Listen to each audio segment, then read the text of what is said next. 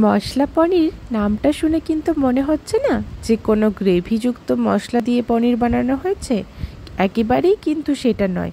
এই মশলা পনির কিন্তু শুধুই পনিরটা কিভাবে মশলা দিয়ে করা হয় সেটাই দেখানো।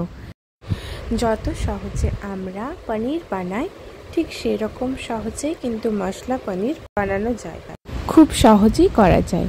প্রথমে দুধটাকে ভালো করে ফুটিয়ে নিতে হবে এবং সাথে কাসুরি মেথি এবং পিৎজা অরিগানো মিশিয়ে ভালো করে মিশিয়ে নিতে হবে।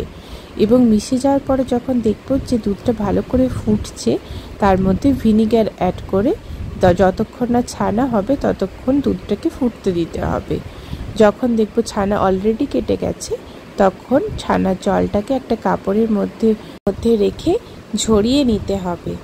কিছুক্ষণ পরে যখন দেখব পনিরটা থেকে একদম জলটা ঝরে গেছে এবং পনিরটা ড্রাই হয়ে রয়েছে, তখন পনিরটাকে কেটে নেব।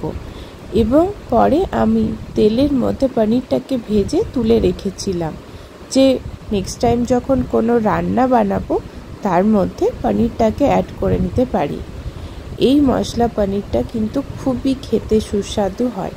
আপনারা যে কেউ যে কোনো দিন যে কোনোভাবেই বানিয়ে নিতে পারেন, খুব ইজিলি এবং খুব চটজলদি হয়ে যায়। শুধু কিন্তু ফ্রাই খেতেও ভালো লাগবে পনিরটা। দেখুন, যদি ভালো লাগে আমার রেসিপিটা তাহলে অবশ্যই একটা লাইক করবেন এবং আমাকে জানাবেন কমেন্টে যদি কখনো এটা বানিয়ে থাকেন। ধন্যবাদ।